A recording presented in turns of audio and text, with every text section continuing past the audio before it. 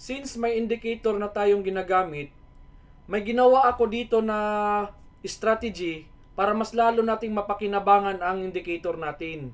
Ang pangalan ng strategy na to is momentum strategy. Or yung mga triangle, kung napapansin nyo, may mga triangle yan eh. So yan yung gagamitin natin dito as indicator. Ang pangalan nito, momentum strategy. Meron tayong mga parameters tulad nung engulfing 2. So itong strategy na to will work only on 4-hour time frame. No more, no less. Tapos, ganun pa rin sa pangalawa, it is best to trade right after the momentum candlestick signal is fully formed with an indicator of a triangle to maximize the win rate. Tapos, always add 20 pips from the lowest point for bullish momentum and add 20 pips from the highest point for bearish momentum candlestick signal. Dito na may pagkakaiba doon sa engulfing natin, engulfing 2, kasi dito sa momentum, 60 pips na lang yung max na stop loss sa lahat ng currency pairs. Kasi kung maalala nyo sa engulfing 2 natin, 80 pips yon, maliban lang kung may mga GBP, yung GBP is 120 pips. Ito siya, 60 pips lang talaga max sa lahat ng currency pairs na yan. Tapos ang rule is, meron din tayo ditong, kung maabot niya yung halfway mark na 1:1.5 na risk to reward ratio, i-move natin yung stop loss natin to break even kung ang take profit mo ay nakaset sa 1:3 na risk to reward ratio. Tapos, when a triangle signal appear in the opposite direction, close your current running position and take the opposite signal. So, halos magkaparehas lang sila nung engulfing 2.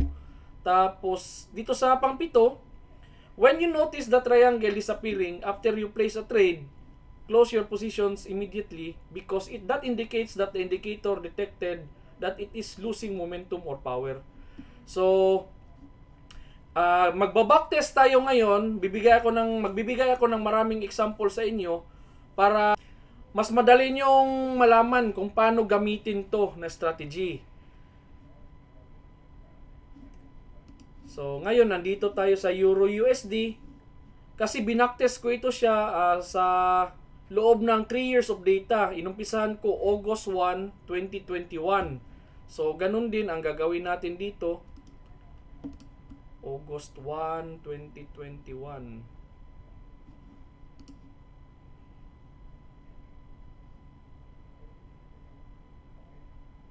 Ayan. Somewhere dito. Dito mag-umpisa tayo mag-backtest. So, first natin gawin is click natin yung indicator. Palabasin natin si indicator. Ayan. So, ito siya exclusively for triangle only na mga shapes. Hindi kasali yung diamond kasi yung diamond at yung triangle may tayo diyan. May strategy talaga tayo para diyan. So, dito lang tayo sa mga triangle na 'yan. So, first is ito August. Kung dito tayo mag-umpisa, ito July 30. Kung nakikita nyo sa ibaba, may petsa siya, July 30, 2021. So, mag-umpisa tayo dito. August 2. So, yung sinasabi na 20 pips daw, magdadagdag ka, ito siya. So, pindutin natin si short position. For example, pagkatapos ng candlestick na yan, kasi nasa 4-hour time frame tayo, pagkatapos ng candlestick na yan na na-form, tapos meron na siyang triangle, or dito inverted triangle yan. So, maglagay daw tayo dito ng position, tapos the highest point. So, ito lang siya na candlestick, wala nang iba. Ang highest point niya is nandyan. So, kung dito ka nag-open ng position, tapos ang highest point is nandyan, magdadagdag tayo ng 20 pips. So, ito, 25 pips, magiging 45 na yan. 45, ayan, sakto. Tapos, kung iset natin yung risk to reward ratio natin ng 1:1.5,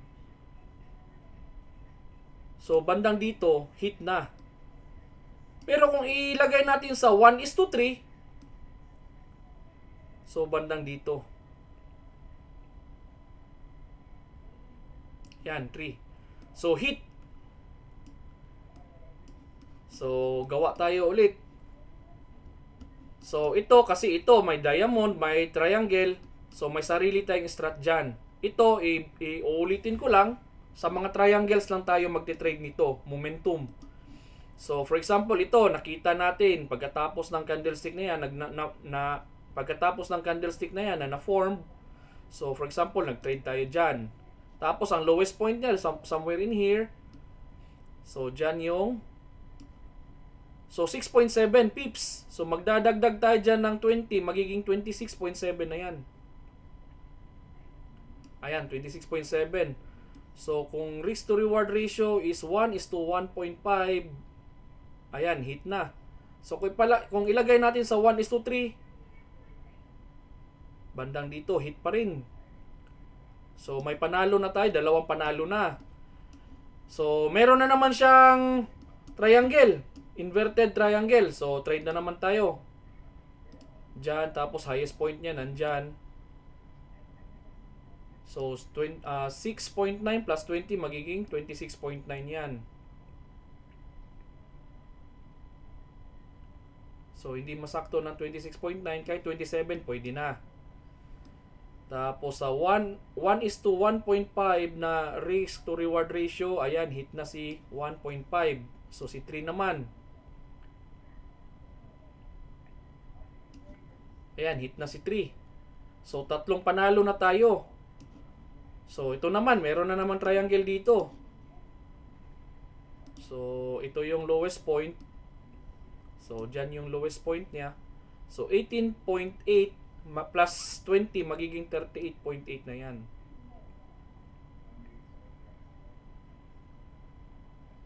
Ayan, 38.8. So, yung 1.5, ayan na si 1.5 dito banda. Tapos si 1:1. Tapos si 1:3. Ito na si 1:3. Ayan. So, may ano na tayo dito, 4 na panalo. Ayan ulit, meron na naman dito. So, trade tayo somewhere dito.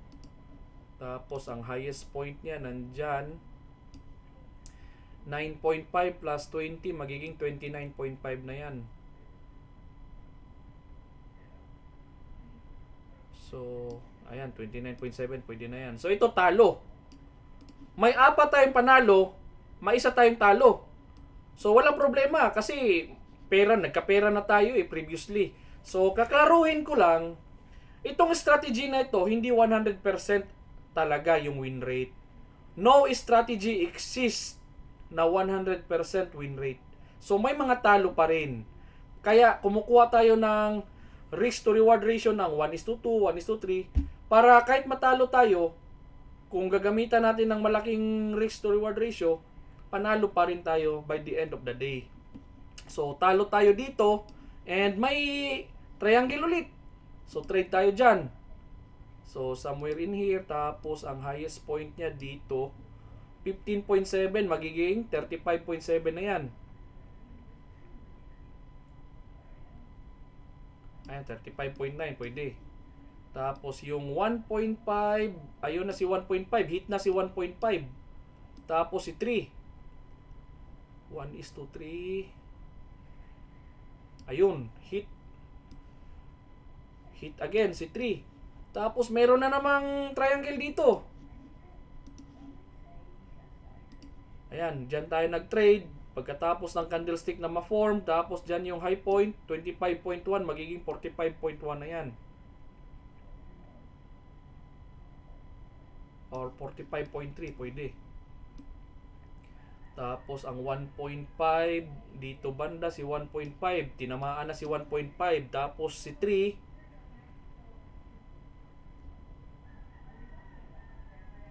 ayan, si 3. So, hit pa rin. Hit. Nakailang trades na ba tayo? 1, 2, 3, 4, 5, 6, 7. 7 trades. Isa pa lang yung talo natin. So, ito, hindi natin kukunin kasi may sarili tayong strategy niyan. So, ito. So, pagkatapos ng candlestick na yan, trade tayo dyan. Tapos, ang low point niya nandito banda. Ayan. So, 15 pips plus 20, magiging 35 na ito.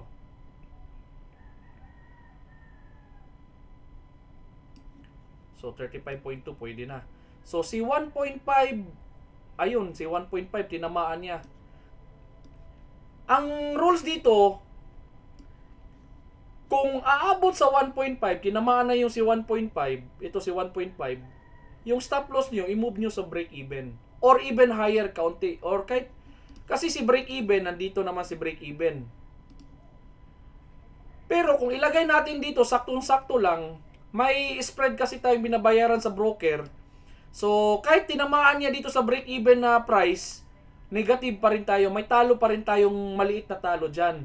So, dito natin banda ilagay si, instead na break-even, angat lang natin kaunti. Dyan. So, tinamaan si 1.5, adjust natin si stop loss dito sa ibabaw lang ng kaunti ng break-even. So, bumaliktad ang market, panalo pa rin tayo. Wala tayong talo dito, panalo pa rin yan. So, dito may sarili tayong strat dyan. So, ito naman. Tapos, ang low point niya dyan, ang low point magiging 6.52 plus 20, 26.5.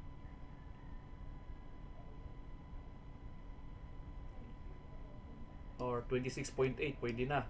So, si 1.5, dito, kuha na si 1.5, tinamaan na. Ayan, tinamaan na si 1.5. Tapos si 3, ayan, si 3, tinamaan ulit. Tinamaan na. Ayan, si 3, tinamaan na. So, maghanap ako ng ibang example para mas maraming example, mas madali nyong matutunan ito. At gamitan nyo pala ng demo account muna. Kung gagamitin nyo itong strategy na ito, I highly recommend gamitin nyo muna yung mga demo account nyo sa mga nagla-live na. At saka yung nagde-demo, pwede naman din ipagpatuloy nyo yung pagde-demo nyo, gamit ito, gamit yung ibang strat. At kung saan yung mas effective para sa inyo, yun yung susundin nyo. Magmaster lang tayo dito ng 1, 2, or kahit 3 strat na effective para dyan lang talaga kayo mag-focus. Wala nang iba. So kaya dito, dinadamihan ko yung mga strats. Just in case hindi gagana yung isa, mayroon pa tayong isa pa. Kung hindi gagana yung dalawa, mayroon pa ulit. So, ito yung mga ginagawa ko this past few weeks para yung mga kasama natin na nahihirapan talaga kumuha ng signal, naghanap talaga ako ng mga paraan dyan.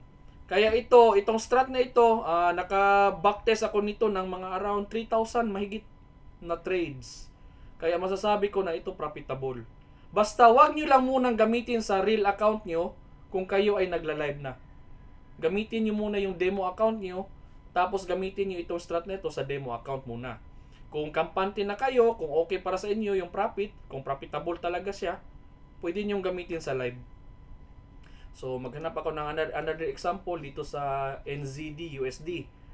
So, ganun pa rin yung rules. Punta tayo dun sa 2021, August 1, 2021. Kasi dyan ako nag-umpisa nag-backtest, 3 years na data.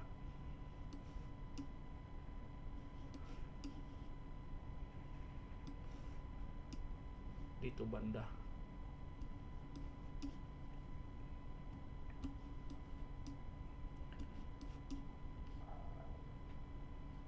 Ito si August 2. So dito tayo mag-umpisa. So kagaya ng sinabi ko kanina, hindi ko kukunin to kasi may sariling stat tayo dito. So dito na tayo ngayon sa isang isang triangle. Tapos trade tayo dyan. Ito yung, for example, pagkatapos ng candlestick, dito tayo nakapag-trade kaagad. Tapos ang highest point niya na somewhere dyan. So drag down and meron siyang 20.4 pips plus 20 magiging 40.4 na. Ayan, 40.4. Tapos si 1:1.5, ayan, si 1:1.5 tinamaan na. Tapos si 1:3, ayan, hit again. So ito, merong signal dito. Tapos, dyan yung low point. So, 5.4 magiging 25.4 na yan. So, ito, talo. Talo tayo dito. So, no problem. Talo tayo dyan. Tapos, may signal ulit. Pagkatapos na talo, may signal ulit. So, for example, nag-trade tayo dito. Pagkatapos ng candlestick na yan, low point niya ito. So, dyan, si 27.1 plus 20 magiging 47.1. Ayan, si 47.1. So, basta hindi lalagpas ng 60 pips. Maximum of 60 lang talaga yan. No more, no less. Maximum of 60. Wala nang iba. Kaya, yan talaga yung babantayan nyo dito para hindi mapalaki yung talo nyo just in case na bumaliktad yung market. So, yung si 1.5, nandito si 1.5. So, si 3 naman.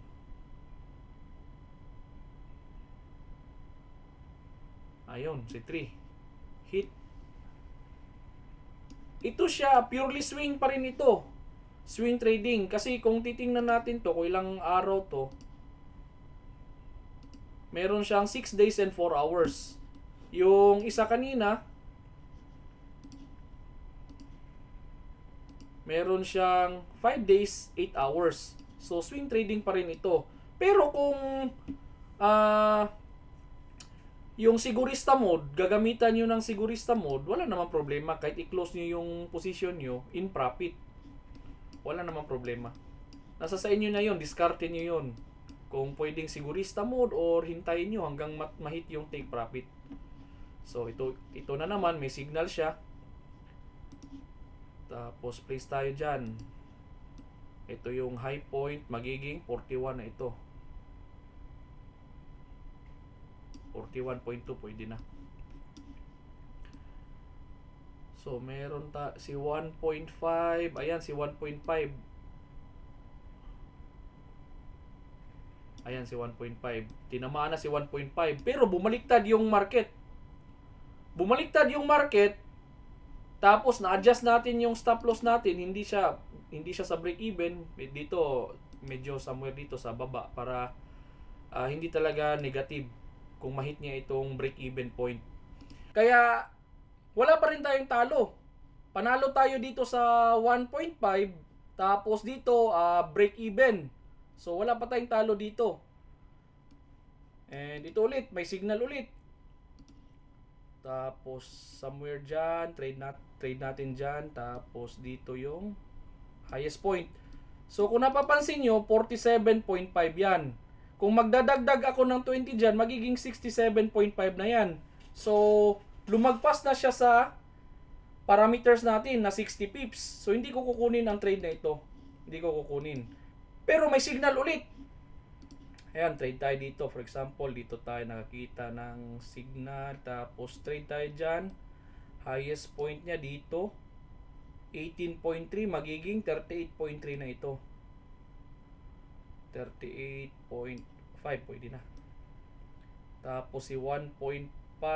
Ayan na si 1.5. Tinamaan na si 1.5. Tapos si 3.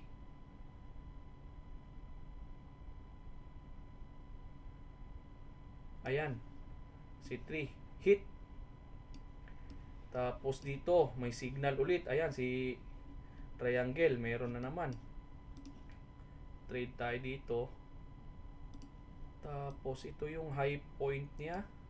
Tapos 9.4 plus 20 magiging 29.4 na yan. 29.6. Ayan, pwede na. Tapos si 1.5. Ayan, si 1.5 hit. Tapos si 3. Ayan, si 3 hit. Hit again. Tapos pagdating niya dito, may signal na naman. Opposite. Ayan. So, yan yung low point niya. 9 pips plus 20 magiging 29 na yan.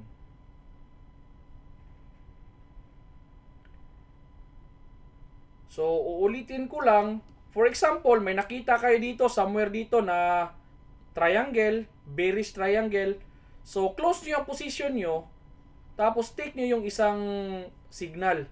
So, parehas lang nung engulfing 2. Pag diamond lang, tulad nito, diamond yung opposite, ay hindi natin kukunin yan. Wala tayong strategy para sa diamond only. For triangle lang ito. So, ito siya. Nandito si 1.5. Ayan. Tapos si 3. Ayan, si 3. Tinamaan. So, panalo. Nakailang trades na ba tayo dito? Nakailang trades na ba tayo ito? 1, 2, 3, 4, 5, 6, 7. So, ito, last 8. Last na example. So, for example, ito siya. Nakita natin to. May signal. Take natin ang trade. Tapos, ang lowest point is somewhere here. 32.2 plus 20. Magiging 52.2 na. Ayan, si 52.2. Tapos, lagay natin sa 1:5. Ayan, si 1:5. Tinamaan na si 1:5. Tapos, si 3.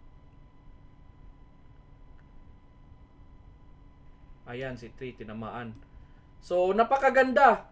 Napakaganda ng strategy na ito. So, dalawang purpose na yung nagagawa natin sa isang indicator lang. Napaka-convenient kasi hindi na tayo maghahanap ng signal. Siya na yung maghahanap ng signal para sa inyo. Pero kaklaruin ko lang, itong mga triangle na ito, minsan nawawala yan sila. For example, nag-trade kayo dito, tapos bandang bumagsak yung price somewhere dito, tapos nawala yung triangle, close nyo yung position nyo. Kasi ang ibig sabihin yan, nakadetect siya na nawawala ng momentum ang market. So, malaki yung chance na babaliktad ang market against you. So, close nyo yung position nyo pag nawala si triangle. Ang ginagawa ko pala dito, nilalagyan ko ng rectangle na box. Nilalagyan ko ng box dito. For example, nakita ko dyan ng candlestick na may signal. Tinitingnan ko yan every few hours para i-check ko lang kung nandyan pa rin ba si signal. Baka nawala na. So, nilalagyan ko lang siya ng boxes. So, ganyan din gawin nyo dun sa engulfing 2 strategy ninyo. Just in case na mawala yung triangle sa mawala yung indicator na triangle, pwede nyo i-close yung position nyo. Balik tayo dito sa notes. So, ito yung mga notes para sa momentum strategy. Ang 4-hour candlestick are fully formed at 2 ng madaling araw, alas 6 ng umaga, alas 10 ng umaga, alas 2 ng hapon, alas 6 ng gabi at alas 10 ng gabi. JP time yan. Tapos, this strategy was backtested using 3 years of data for each currency pair with the highest recorded win rate percentage at risk to reward ratio of 1:1.5. Tapos, lastly, it is recommended to trade only the highlighted priority green color to increase the chances of winning. So, ang ibig sabihin dito, kung ilalagay mo yung risk to reward ratio mo na 1:3, kung maaari, ito lang yung tradean mo. Ito na mga currency pair na naka-green, highlighted na green color. Yung blue at saka orange, pagpaliban nyo na lang muna yan. Para mas malaki yung chances na magpa-profit talaga tayo. Tapos kung dito naman yung target nyo sa 1:1.5, may worst dito na backtest ko, ito si GBP NZD. So, pula talaga yan. Not recommended talaga yan. Tapos, ang recommended ko lang talaga, kung maaari, itong mga green colors lang. Itong orange, kahit ipagpaliban nyo na lang yan, huwag na lang kayo mag-trade dyan. So, para mas malaki yung chances natin of winning. So, ito yung sinabi ko kanina na naka-backtest ako ng more than 3,000. 3,064 to be exact ang total trades. Kaya, napakarami niyan. And yung data, hindi nagbibiro yan. Totoong data yan. So, ito lang yung si momentum strategy. Idagdag natin sa list of strategies na ginagamit natin dito. And kayo na yung bahala pumili kung ano yung nagwo-work para sa inyo. Hindi lahat ng strategy nagwo-work para sa depende sa tao yan eh. each person magdidepende talaga kung ano yung mag-work na strategy para sa kanya. Kaya dito marami akong strategy na binibigay, and for sure may parang isa pa akong naiisip na maganda pang strategy. So, gagawan ko yun ng video pag mabacktest ko yun after hindi ko lang alam kung ilang araw or ilang weeks. Pero for sure, bibigay ko sa inyo lahat yun. So, hanggang dito lang yung video ko, and hanggang sa muli.